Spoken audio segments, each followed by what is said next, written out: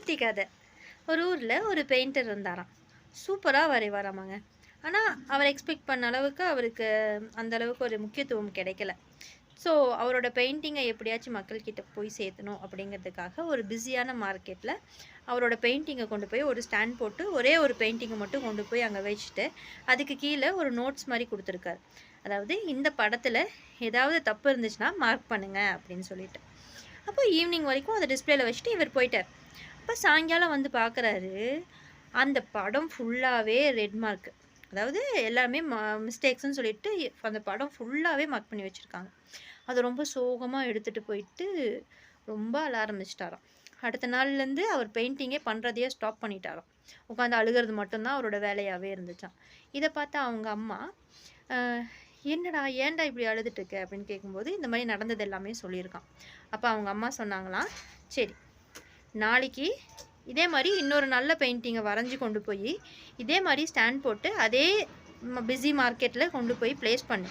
ஆனா, நீ அங்க குடுக்குற நோட்ஸ்ல நான் சொல்றதையும் சேர்த்தி வந்து நோ எழுதி வை" அப்படின்னு சொன்னாங்களாம். அது என்ன எழுதணும் அப்படின்னு பார்த்தீங்கன்னா, இதில மிஸ்டேக்ஸ் எங்கேயாவது இருந்துச்சுன்னா, அத பார்த்து அந்த இடத்த நீங்களே அந்த மிஸ்டேக்ஸ கரெக்ட் பண்ணுங்க அப்படின்னு போட்டிருந்துச்சாம். இவனும் ஆஸ் யூசுவல் அங்க கொண்டு போய் வச்சுட்டு கிளம்பிட்டான். திரும்பி சாயங்காலம் வந்து பார்க்குறான். பார்த்தவனுக்கு ஒரே மகிழ்ச்சி. ஏன்னா, அதில ஒரு மார்க் கூட இல்ல. அப்போ இத போய் அவங்க அம்மாட்ட சொல்றான். "அம்மா, ஒரு மார்க் கூட இல்லம்மா. ஒரு ரெட் மார்க் கூட இல்ல. அப்போ என்னோட படத்துல எந்த குறையும் இல்லன்னு தானே அர்த்தம்." அப்படின்னு அவ்ளோ சந்தோஷம். அப்போ அவங்க அம்மா சொன்னாங்களாம், "டேய், இந்த உலகத்துல யாரு என்ன செஞ்சாலும் குறை சொல்றதுக்கு நெறைய பேர் இருப்பாங்க. அதையவே திருத்த சொன்னோம் அப்படின்னா, யாருமே முன் வர மாட்டாங்க. இப்படி குறை சொல்றவங்களுக்காக நீ வந்து உன்னோட முயற்சிய கைவிட்டனா, அது உன்னோட முட்டாள்தனம். இவங்க குறை சொல்றாங்கங்கிறதுக்காக நீ உன்னோட முயற்சிய கைவிடக்கூடாது." அப்படின்னு சொன்னாங்களாம்.